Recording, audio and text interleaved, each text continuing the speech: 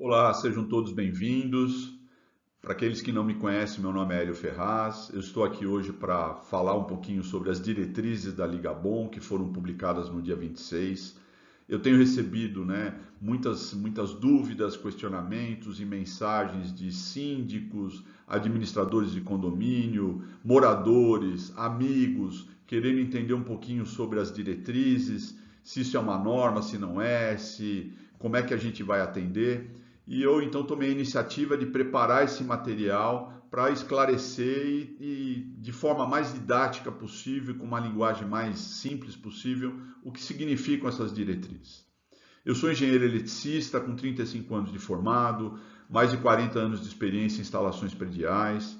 Sou empresário do segmento de energia, tenho vários negócios no segmento de energia e sou atualmente o CEO da Energy Spot, que é uma empresa especializada em soluções de recarga para veículos elétricos.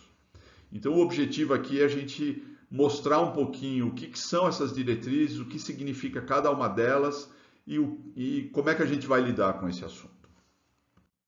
Como eu mencionei, eu dividi o trabalho em duas partes. A minha recomendação é que vocês vejam os dois vídeos.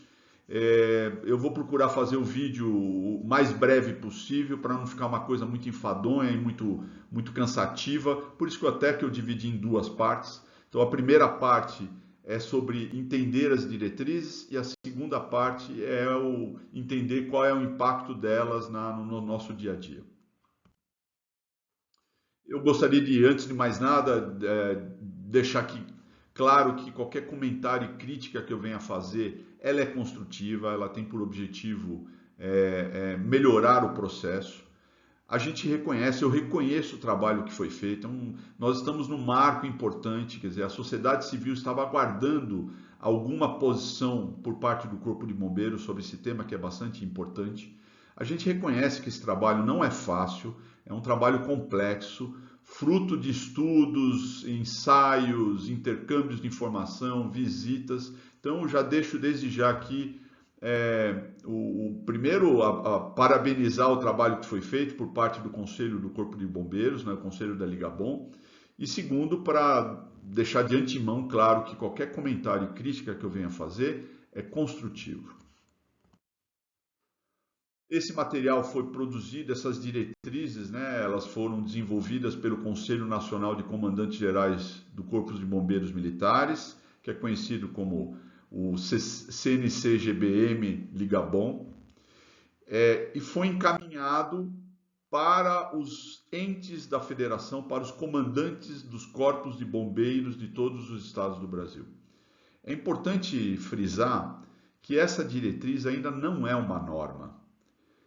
Ela trata-se de diretrizes que foram encaminhados para os corpos de bombeiros dos estados para daí então eles produzirem a sua norma. Então, cada estado deverá publicar a sua norma ou a sua instrução técnica ou a sua legislação a partir dessas diretrizes, acatando, suprimindo e complementando aquilo que o estado entender como sendo adequado.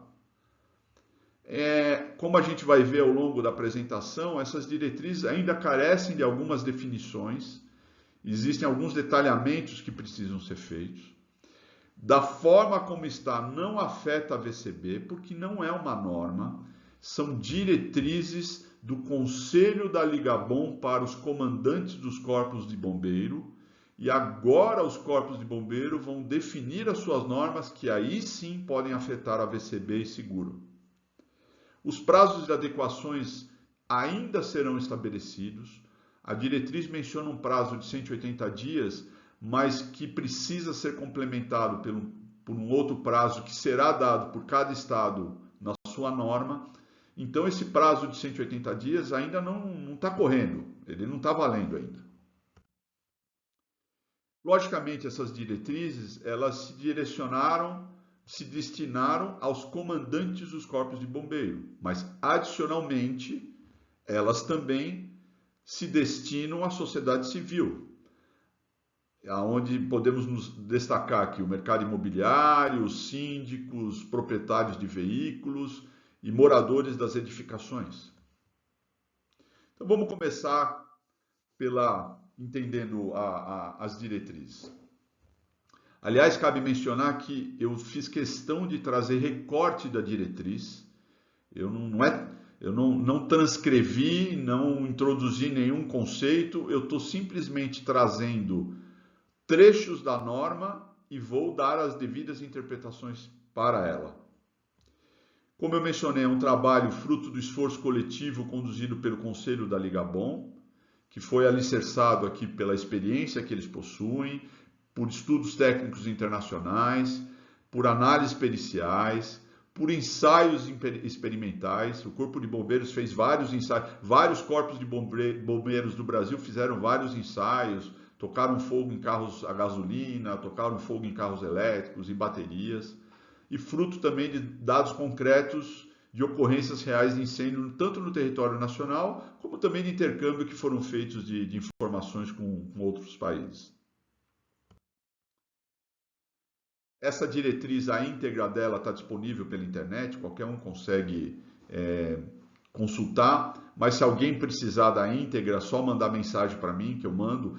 Como isso daqui não é uma live, eu não estou interagindo com as pessoas, qualquer um que tenha alguma dúvida, mesmo após o término das duas partes, se ainda assim restarem dúvidas, mandem mensagem para mim, eu teria o maior prazer em esclarecer. A íntegra da diretriz, ela tem como sumário apresentação das premissas, regras gerais, aí entra em regras específicas para áreas abertas, edificações existentes, edificações novas, trata dos prazos da aplicação dessas diretrizes, disposições gerais, a exposição dos motivos que fizeram que eles chegassem até essas diretrizes, enfim, e as referências documentais que subsidiaram as diretrizes. Logicamente, a principal premissa aqui é proteção à vida, né? É isso que norteou o trabalho do Conselho da Ligabom e que eu presumo que norteará o trabalho dos corpos de bombeiros ao escreverem as suas normas. Então vamos começar aqui destrinchando as diretrizes e entendendo cada uma delas. O primeiro conjunto de diretrizes tratam do que eles chamam de regras gerais. É o capítulo 3 do documento que tratam de regras gerais. E que eles já começam de cara dizendo que é de integral responsabilidade se seguir nessas regras por parte do responsável técnico, engenheiro, né, o técnico responsável pela implementação das soluções, pela empresa instaladora e juntamente com o proprietário do empreendimento, né, do condomínio, do prédio, enfim, do imóvel e do seu responsável na figura do síndico.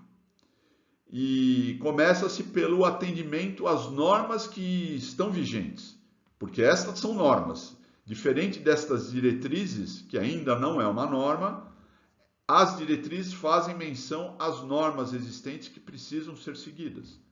Em especial, a 5410, que trata das instalações elétricas de baixa tensão, a 17019, que são normas específicas para a alimentação de veículos elétricos, a IEC 61851, que trata também especificamente sobre sistemas de recarga de veículos elétricos.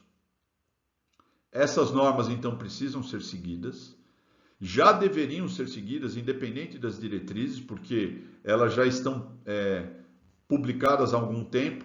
A 5410 é antiga, a 17019 foi publicada em 2022, se eu não estou enganado, e, portanto, qualquer ponto de alimentação de veículo elétrico já deveria estar adequado a essa norma. Tratando especificamente da 17019, que eu diria que é o mantra de quem trabalha com instalações de recarga de veículos elétricos, é uma norma que trata das instalações elétricas de baixa tensão de recarga para veículos elétricos, não é só carro, qualquer veículo elétrico, seja carro, moto, bicicleta, patinete, enfim, qualquer veículo que se movimente por bateria e seja recarregável, tem que ser recarregado num ponto de alimentação elétrica que siga essa norma. Então, por exemplo, bicicleta não pode ser carregada numa tomada comum, patinete não pode ser carregado numa tomada comum. Essa tomada tem que ter os dispositivos de proteção que tratam a NBR 17019. Ela foi publicada em 2022.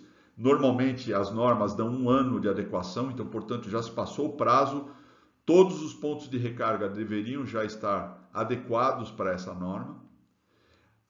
Trazendo aqui os pontos principais da 17019, ela determina que os pontos de recarga tenham circuitos independentes para cada ponto. Você não pode ter um ponto alimentando, um circuito alimentando mais do que um ponto. Tem que ser um circuito independente para cada ponto de recarga. Uso obrigatório de DR classe A, B ou F, não é o DR que normalmente a gente encontra nos nossos quadros elétricos. Uso obrigatório de DPS em todas as fases para proteção contra surto. E fator de demanda igual a 1, é o que a norma fala. Eu coloquei um asterisco porque se você fizer controle de demanda e balanceamento de carga, eu vou mencionar um pouquinho disso no segundo vídeo, você pode trabalhar com fator de demanda diferente de 1. Ainda nas regras gerais, no item 3.2, as diretrizes falam de: para fins dessa diretriz, admite-se somente a utilização dos modos de recarga 3 e 4, conforme EC 61851. O que são esses modos 3 e 4? Eu trouxe aqui um quadrinho que explica os 4 modos de recarga. O modo 2, o tipo 2, é aquele mais comum, onde você tem um carregador portátil conectado a uma tomada, carregando o seu veículo. O tipo 3 é o chamado wallbox, e o tipo 4 são os carregadores DCs, que são carregadores de alta potência. Então aqui tem o carregador tipo 2, carregador tipo 3 e o carregador tipo 4. Eu acho um grande equívoco a diretriz admitir somente o 3 e o 4. É um grande equívoco. Lá na parte 2, no vídeo, eu vou explicar por quê, mas isso é um incentivo à carga rápida. E mais ainda, eu imagino que essa recomendação esteja relacionada à preocupação das pessoas pegarem os seus carregadores portáteis e espetarem tomadas que não estejam preparadas. Mas quando você faz uma instalação bem preparada, o tipo 2 funciona perfeitamente. Eu tenho dezenas de casos funcionando perfeitamente sem nenhum problema. E eu já vi várias instalações de carregadores tipo 3 muito mal feitas, que colocam em risco tanto quanto o tipo do carregador. Então, no final das contas, ainda que essa regra admita 3 e 4, eu acho um equívoco, e eu vou depois comentar um pouquinho mais sobre isso. Mas, de qualquer forma, é isso que está na diretriz, não significa que é isso que vai estar na norma. Temos que aguardar agora a norma de cada estado para sabermos se eles vão acatar isso, complementar, enfim, o que vai acontecer. Seguindo aqui, o item 3.3, prever ponto de desligamento manual de todas as estações de recarga, a não mais que 5 metros da entrada principal, da entrada da garagem, ou das escadas de acesso para os pavimentos da garagem da edificação. O que significa isso? É um ponto de desligamento, como se fosse um botão de emergência, que, ao ser acionado, desliga todas as estações de recarga. Isso é essencial numa situação de sinistro, antes dos bombeiros poderem entrar na edificação, poder cortar a energia de todos os pontos de recarga. E existem várias formas de fazer isso, né? Você pode ter um botão de emergência que vai lá e desliga todas as estações, botões desse tipo, ou os próprios disjuntores, desde que respeitadas essas metragens. Mas, enfim, existem várias formas de se fazer isso, e a diretriz está clara e deve ser considerada nas normas que virão. Item 3.4. Prever ponto de desligamento manual em todas as estações de recarga, não mais que 5 metros desses equipamentos. Então esse ponto de desligamento ele é geral e fica lá na entrada normalmente, ou na entrada principal, ou na entrada da garagem, ou na escada de acesso.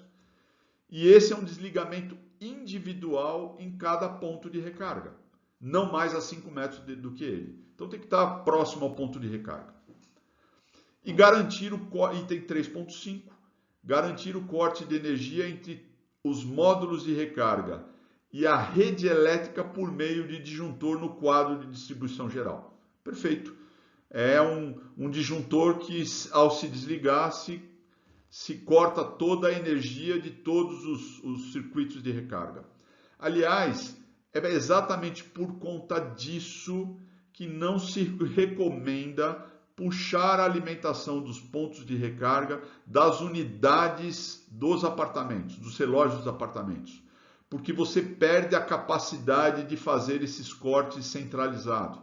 A instalação tem que partir de um ponto único, da área comum, de um quadro da área comum. A partir do quadro da área comum, você puxa um circuito exclusivo para os sistemas de recarga e leva para um quadro de distribuição próprio para os circuitos de recarga, que siga a norma 17019 que eu mencionei no slide anterior, com DPS nas fases, DR classe A, B ou F, e disjuntor para cada ponto de recarga, circuito individual para cada ponto de recarga. Item 3.6. Possuir sinalização do ponto de recarga e do respectivo ponto de desligamento. O que significa isso? Comunicação visual. No ponto de recarga tem que ter uma comunicação diferenciando que esse ponto de tomada, essa tomada, esse dispositivo é específico e atende às normas e atende ao sistema de recarga, para que as pessoas possam saber que uma determinada tomada que não tenha essa identificação ou essa comunicação não serve e não deve ser utilizada para recarregar o seu carro, sua moto, seu patinete, sua bicicleta. Item 3.8. Para edificações que possuem apenas uma rota de saída de emergência, deve manter um afastamento de no mínimo 5 metros. A distância necessária deve adotar como referência o perímetro de demarcação da vaga. O que significa isso?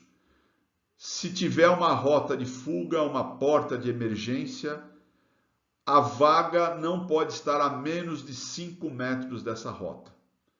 Eu fiz questão de trazer aqui, olha essa foto, aqui atrás desse veículo tem uma saída de emergência, a pessoa estacionou bem na porta.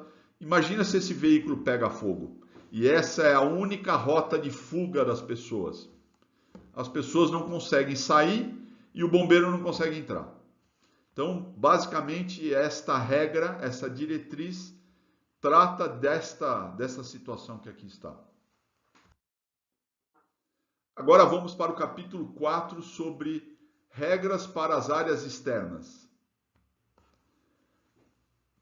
Bom, o item 4.1, deverão atender às exigências prescritas no item 3. Então, nas áreas externas, tudo que foi tratado no item 3, como NBR 5410, 17019, enfim, tudo que foi prescrito no item 3, vale também para as áreas externas, para o item 4, e mais algumas que estão abaixo, quais sejam.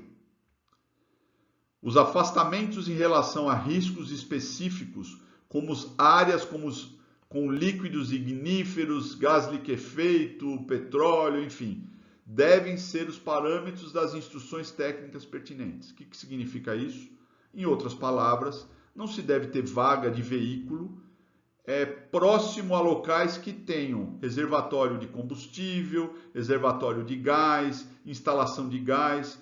Muito bem, locais que tenham material combustível, precisa-se seguir normas, tem normas específicas de distâncias, as próprias normas que tratam das instalações desses locais já regem, já definem as distâncias mínimas e no caso aqui de vagas de veículos não é diferente.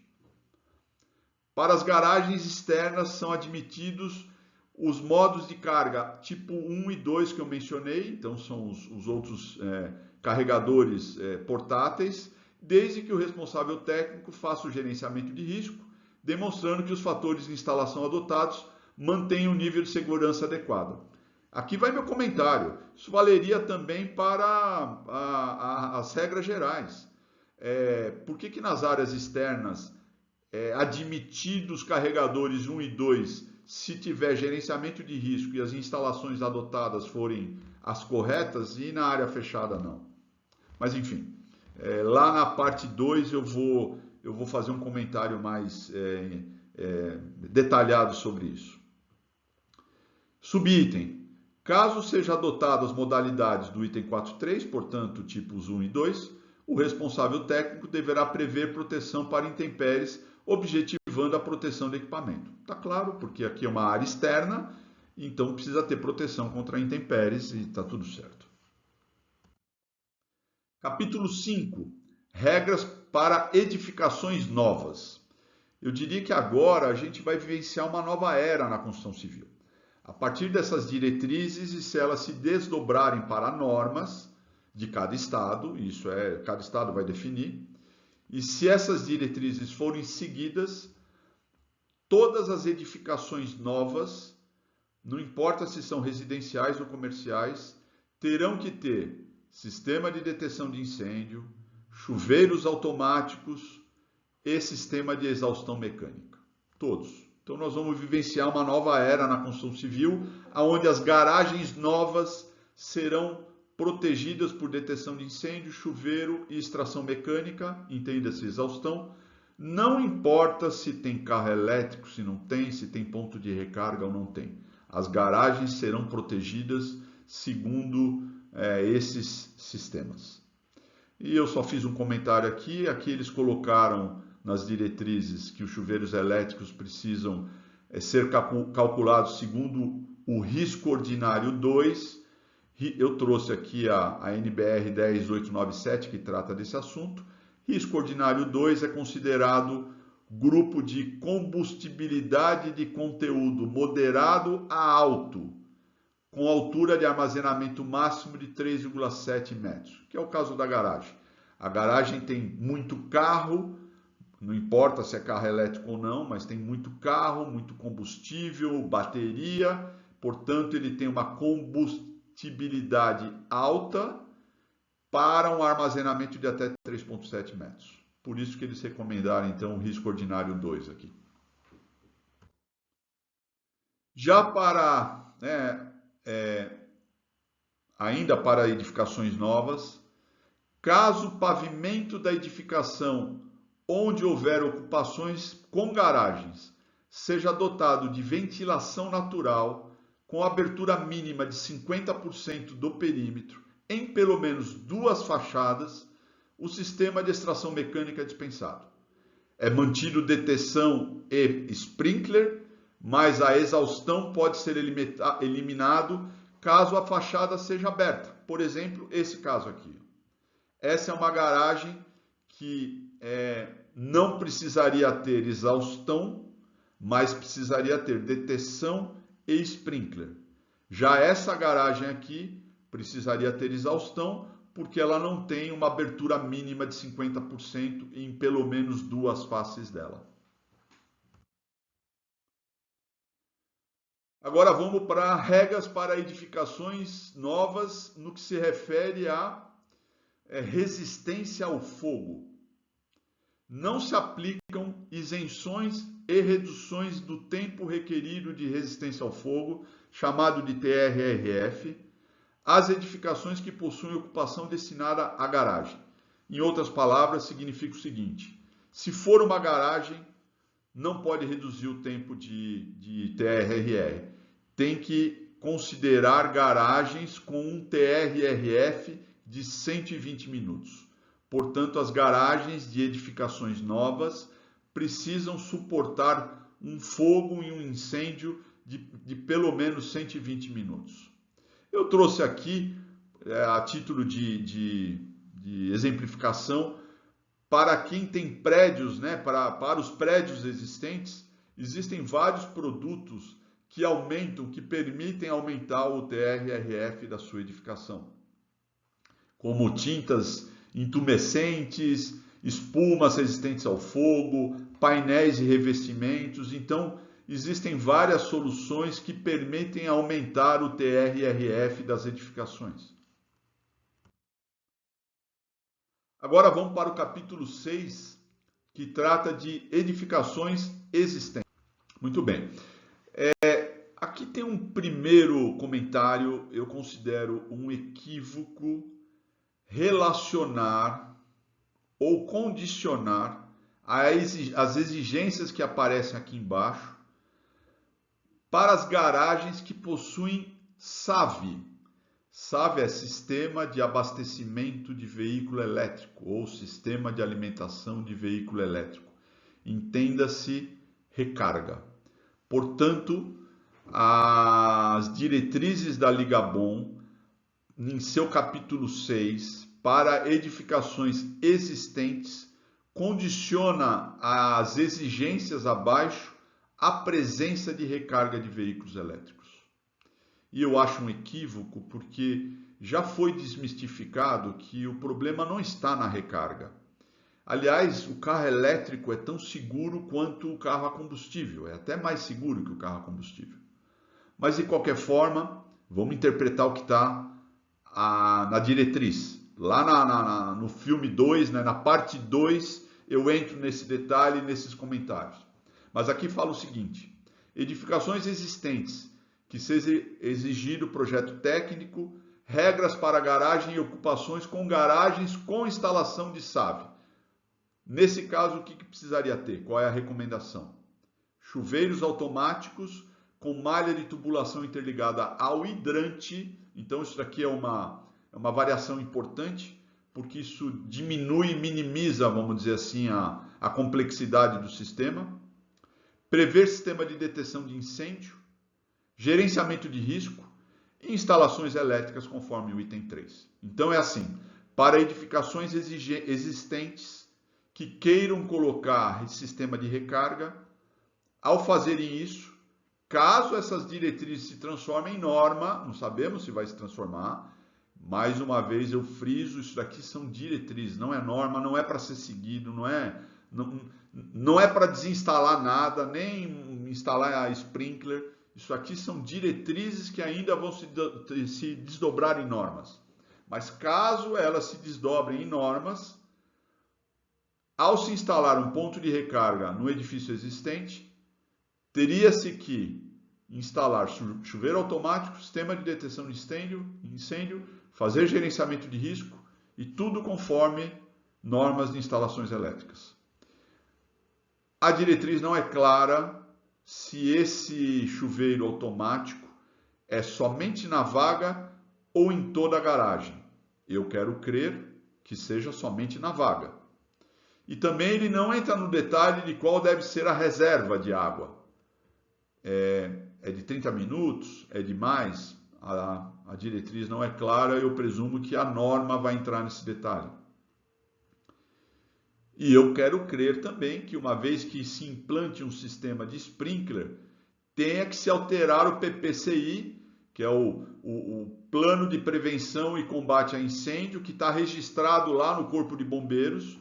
Então, os edifícios existentes terão que fazer os seus projetos, alterar o seu PPCI e aprová-lo no Corpo de Bombeiros. Edificações existentes que já possuem um sistema de chuveiros automáticos ordinário tipo 1 nas áreas de garagem, não haverá necessidade de adaptação. Então, ainda que no slide anterior eu mencionei que as diretrizes classificaram como tipo ordinário 2, se um prédio existente já tiver o ordinário 1, que é um risco menor, eles aceitam isso e não precisaria fazer nenhuma adaptação.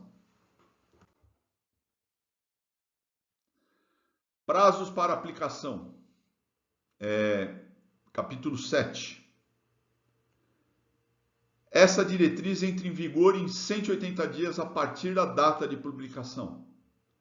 Para edificações existentes, cada ente federativo estabelecerá o prazo para a adequação das medidas de segurança contra incêndio, levando em consideração as especificidades e condições locais, a contar da data prevista do item 7.1. O que significa isso?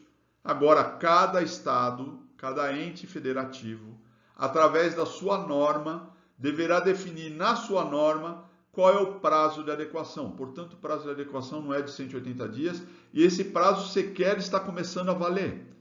Ele começará a contar a partir da publicação da norma de cada estado. E aqui vale um comentário importante, né? Por que eu entendo que esse prazo não está valendo ainda? Se a diretriz não é uma norma e a Ligabom não tem caráter regulatório, como que ela pode exigir uma norma? Então, não existe uma exigência de norma ainda, existe uma recomendação para que as normas de cada ente federativo estipula os prazos de adequação. Durante o período de 180 dias que trata o item 7.1, as vistorias de licenciamento onde forem constatadas garagens, onde haja sistemas de alimentação de veículos elétricos, poderão ser aprovadas com observações das adequações de instalações dos sistemas necessários em conformidade com o item 3. O que significa isso? Uma vez publicada uma norma no determinado estado, e se essa norma determinar o prazo de 180 dias para a parte elétrica e X anos para o restante, durante esses 180 dias, se tiver alguma vistoria para licenciamento, o AVCB não poderá ser negado, porém, essa vistoria vai observar a necessidade da adequação das instalações elétricas daquele prédio. Então, grosseiramente falando, nós estamos falando de 180 dias para a parte elétrica e anos que vão ser determinados por cada estado. O estado de São Paulo fala em 6 anos. Eu já escutei outros estados falando em 2 renovações de AVCB. Eles vão dar o prazo equivalente a 2 renovações de AVCB, mas quem vai determinar é cada estado através da sua norma, mas basicamente as diretrizes recomendam um prazo de 180 dias para a parte elétrica e anos para o restante, né? Sprinkler, exaustão e todos os demais, as demais diretrizes que aqui foram mencionadas. Disposições gerais, nós estamos terminando aqui. Os parâmetros elencados nessa diretriz aplicam-se a todas as edificações, sem prejuízo das demais medidas exigidas para cada ocupação. Então já existem outras instruções técnicas, outras normas, legislações de acordo com o tipo de edificação. Então isso aqui é um complemento a todas elas. Excepcionalmente, poderão ser apresentadas medidas alternativas ou compensatórias de segurança contra incêndio por meio de comissão técnica, desde que seja comprovada a sua eficiência por meio de projetos, por desempenho, testes práticos de incêndio em escala real e normas internacionais reconhecidas. Então, eles estão admitindo aqui algumas medidas alternativas, mas sem mencionar quais. Admitem também complementação delas e já prevêem possíveis revisão nessa diretriz através do item 8.4, em razão de avanços científicos, tecnológicos e evoluções no desenvolvimento da engenharia, arquitetura de edificações e dispositivos de proteção contra incêndio, a presente diretriz poderá ser revisada e atualizada. Muito bem, essa é a parte 1, está dando aqui 35 minutos. Com isso eu tentei esclarecer que as diretrizes ainda não é uma norma. Expliquei cada uma das diretrizes e o que elas significam.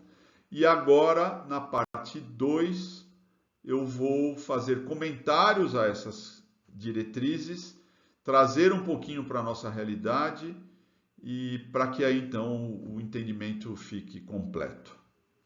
Então, até o próximo vídeo.